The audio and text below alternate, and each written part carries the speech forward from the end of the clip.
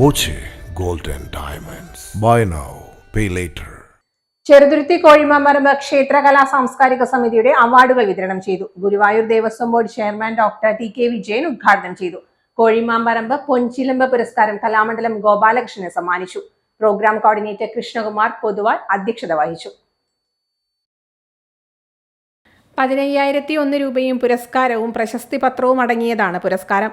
Mannath Muraleedharan foundation ഏർപ്പെടുത്തിയ മുരളീരവം പുരസ്കാരം Nehru group chairman advocate doctor P കൃഷ്ണദാസിനും സമ്മാനിച്ചു. 15,001 രൂപയും പുരസ്കാരവും പ്രശസ്തി പത്രവുമാണ് നൽകിയത്.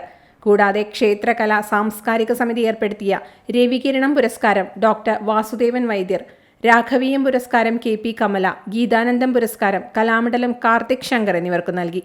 ക്ഷേത്രം ട്രസ്റ്റി നാരായണൻ മണ്ണഴി, വള്ളത്തോൾ നഗർ ഗ്രാമപഞ്ചായത്ത് president Sheikh Abdul Khader, Cheruthuruthy inspector A Ananthakrishnan, Sandhya Mannath, K K Muralidharan, K Sundaran, Anusree തുടങ്ങിയവർ സംസാരിച്ചു.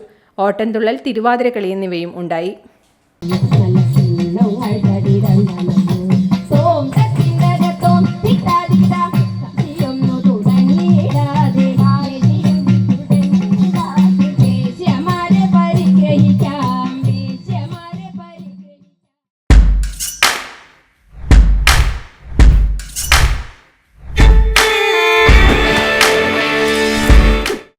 Dot view news.